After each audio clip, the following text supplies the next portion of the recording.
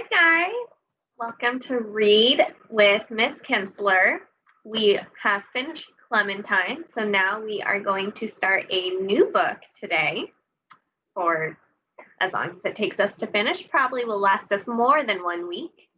It's a book you may have heard of, and it is Holes.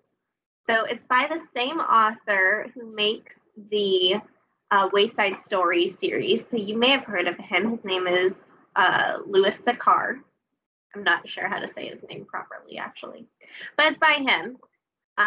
And we are going to read it. So if you haven't heard of Holes before, there's a movie, so you may have seen it. You may have heard a little bit about it. It's about a boy whose name is Stanley Yelnats, and he is under a curse. His family is cursed with his great pig-stealing grandfather.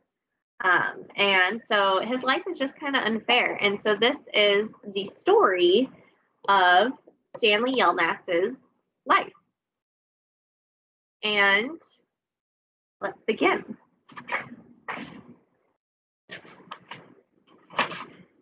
Chapter 1. There is no lake at Camp Green Lake. There once was a very large lake here, the largest lake in Texas.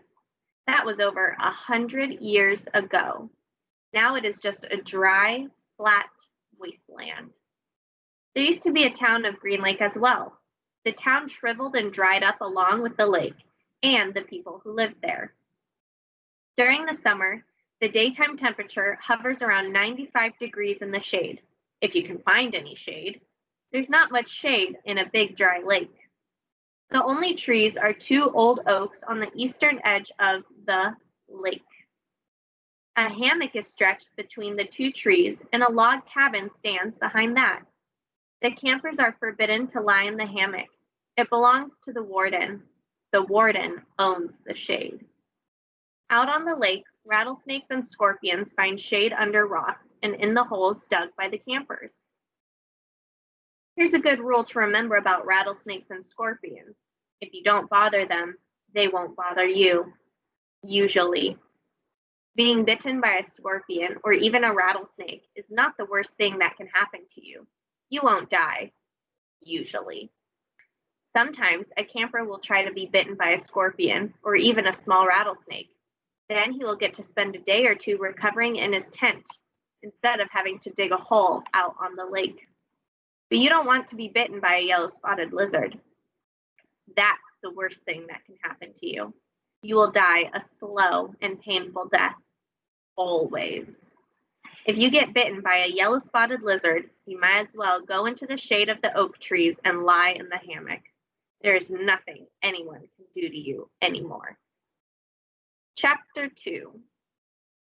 The reader, that's us, is probably asking, why would anyone go to Camp Green Lake? Most campers weren't given a choice. Camp Green Lake is a camp for bad boys. If you take a bad boy and make him dig a hole every day in the hot sun, it will turn him into a good boy. That was what some people thought. Stanley Yelnats was given a choice.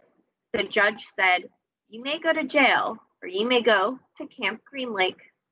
Stanley was from a poor family. He had never been to camp before. Chapter 3. Some chapters are really short. Stanley Yelnats was the only passenger on the bus, not counting the driver or the guard. The guard sat next to the driver with his seat turned around facing Stanley. A rifle lay across his lap. Stanley was sitting about 10 rows back, handcuffed to his armrest. His backpack lay on the seat next to him. It contained his toothbrush, toothpaste, and a box of stationery his mother had given him. He'd promised to write to her at least once a week. He looked out the window, although there wasn't much to see, mostly fields of hay and cotton. He was on a long bus ride to nowhere. The bus wasn't air-conditioned, and the hot, heavy air was almost as stifling as the handcuffs. Stifling means like choking, like sticky, like can't breathe. Tight. Stanley and his parents had tried to pretend that he was just going away to camp for a while, just like rich kids do. When Stanley was younger, he used to play with stuffed animals and pretend the animals were at camp. Camp Fun and Games, he called it. Sometimes he'd have them play soccer with a marble. Other times they'd run an obstacle course or go bungee jumping off a table tied to broken rubber bands. Now Stanley tried to pretend he was going to Camp Fun and Games. Maybe he'd make some friends, he thought. At least he'd get to swim in the lake. He didn't have any friends at home. He was overweight, and the kids in his middle school often teased him about his size. Even his teachers sometimes made cruel comments without realizing it. I would never. What mean teachers. On his last day of school, his math teacher, Mrs. Bell, taught ratios. As an example, she chose the heaviest kid in the class and the lightest kid in the class and had them weigh themselves. Stanley weighed 3 times as much as the other boy. Mrs. Bell wrote the ratio on the board, 3-to-1, unaware of how much embarrassment she had caused both of them. That's not very nice. Stanley was arrested later that day. He looked at the guard who had slumped in his seat and wondered if he had fallen asleep. The guard was wearing sunglasses, so Stanley couldn't see his eyes. Stanley was not a bad kid. He was innocent of the crime for which he was convicted. That means found guilty of. He'd just been in the wrong place at the wrong time. It was all because of his no-good, dirty, rotten, pig-stealing great-great-grandfather. He smiled. It was a family joke. Whenever anything went wrong, they always blamed Stanley's no-good, dirty, rotten, pig-stealing great-great-grandfather. Supposedly, he had a great-great-grandfather who had stolen a pig from a one-legged gypsy, and she put a curse on him and all his descendants. Stanley and his parents didn't believe in curses, of course, but whenever anything went wrong, it felt good to be able to blame someone. Things went wrong a lot. They always seemed to be in the wrong place at the wrong time. He looked out the window at the vast emptiness, watched the rise and fall of a telephone wire. In his mind, he could hear his father's gruff voice softly singing to him. If only, the woodpecker sighs, the bark on the tree was just a little bit softer.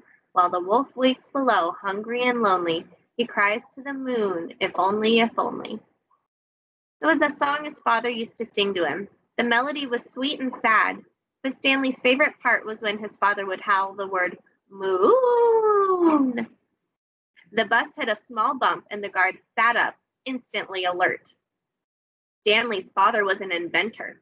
To be a successful inventor, you need 3 things: intelligence, perseverance, and just a little bit of luck. Stanley's father was smart and had a lot of perseverance. Perseverance means you never give up. It's a good thing to have in school. Once he started a project, he would work on it for years, often going days without sleep. He just never had any luck. Every time an experiment failed, Stanley could hear him cursing his dirty, rotten, pig-stealing great-grandfather. Stanley's father was also named Stanley Yelnats. Stanley's father's full name was Stanley Yelnats III. Our Stanley is Stanley Yelnats IV. Everyone in his family had always liked the fact that Stanley Yelnats was spelled the same frontward and backward, so they kept naming their son Stanley. Stanley was an only child, as was every other Stanley Yelnats before him. All of them had something else in common. Despite their awful luck, they always remained hopeful. As Stanley's father liked to say, I learned from failure. But perhaps that was part of the curse as well. If Stanley and his father weren't always hopeful, then it wouldn't hurt so much every time their hopes were crushed. Not every Stanley Yelnats has been a failure, Stanley's mother often pointed out, whenever Stanley or his father became so discouraged that they actually started to believe in the curse. The first Stanley Yelnats, Stanley's great-grandfather, had made a fortune in the stock market. He couldn't have been too unlucky. At such times, she neglected to mention the bad luck that befell the first Stanley Yelnats. He lost his entire fortune when he was moving from New York to California. His stagecoach was robbed by the outlaw, Kissin' Kate Barlow. If it weren't for her, Stanley's family would now be living in a mansion on a beach in California. Instead, they were crammed in a tiny apartment that smelled of burning rubber and foot odor. If only, if only. The apartment smelled the way it did because Stanley's father was trying to invent a way to recycle old sneakers. The first person who finds a use for old sneakers, he said, will be a very rich man. It was the latest project that led to Stanley's arrest. The bus ride became increasingly bumpy because the road was no longer paved. Actually, Stanley had been impressed when he first found out that his great-grandfather was robbed by Kiss and Kate Barlow. True, he would have preferred living on the beach in California, but it was still kind of cool to have someone in your family robbed by a famous outlaw. Kate Barlow didn't actually kiss Stanley's great-grandfather. That would have been really cool, but she only kissed the men she killed. Instead, she robbed him and left him stranded in the middle of the desert. He was lucky to have survived, Stanley's mother was quick to point out. The bus was slowing down. The guard grunted as he stretched his arms. "Welcome to Camp Green Lake," said the driver. Stanley looked out the dirty window. He couldn't see a lake, and hardly anything was green. Chapter 4. Stanley felt somewhat dazed as the guard unlocked his handcuffs and let him off the bus. He'd been on the bus for over 8 hours. "Be careful," the bus driver said as Stanley walked down the steps. Stanley wasn't sure if the bus driver meant for him to be careful going down the steps or if he was telling him to be careful at Camp Green Lake. "Thanks for the ride," he said. His mouth was dry and his throat hurt. He stepped onto the hard, dry dirt. There was a band of sweat around his wrist where the handcuff had been. The land was barren and desolate. He could see a few run-down buildings and some tents. Farther away, there was a cabin beneath 2 tall trees. Those 2 trees were the only plant life he could see. There weren't even weeds. The guard led Stanley to a small building. A sign on front said, "You are entering Camp Green Lake Juvenile Correctional Center." Next to it was another sign which declared that it was a violation of the Texas Penal Code to bring guns, explosives, weapons, or anything else onto the premises. As Stanley read the sign, he couldn't help but think, well, duh. The guard led Stanley into the building where he felt the welcome relief of air conditioning. A man was sitting with his feet up on a desk. He turned his head when Stanley and the guard entered, but otherwise didn't move. Even though he was inside, he wore sunglasses and a cowboy hat. He also held a can of soda, and the sight of it made Stanley even more aware of his own thirst. He waited while the bus guard gave the man some papers to sign. "That's a lot of sunflower seeds," the bus guard said. Stanley noticed a burlap sack filled with sunflower seeds on the floor next to the desk. "I quit smoking last month," said the man in the cowboy hat. He had a tattoo of a rattlesnake on his arm, and as he signed his name, the snake's rattle seemed to wiggle. "I used to smoke a pack a day. Now I eat a sack of these every week." The guard laughed. There must have been a small refrigerator behind his desk, because the man in the cowboy hat produced 2 more cans of soda. For a second, Stanley hoped that one might be for him, but the man gave one to the guard and said the other was for the driver. 9 hours here and now 9 hours back, the guard grumbled. What a day. Stanley thought about the long, miserable bus ride and felt a little sorry for the guard and the bus driver. The man in the cowboy hat spit sunflower seed shells into a waste paper basket. Then he walked around the desk to Stanley. "My name is Mr. Sir," he said. "Whenever you speak to me, you must call me by my name. Is that clear?" Stanley hesitated. Yes, Mr. Sir," he said, though he couldn't imagine that was really the man's name. "You're not in the Girl Scouts anymore," Mr. Sir said. Stanley had to remove his clothes in front of Mr. Sir, who made sure he wasn't hiding anything. He was then given 2 sets of clothes and a towel. Each set consisted of a long-sleeve orange jumpsuit, an orange t-shirt, and yellow socks. Stanley wasn't sure if the socks had been yellow originally.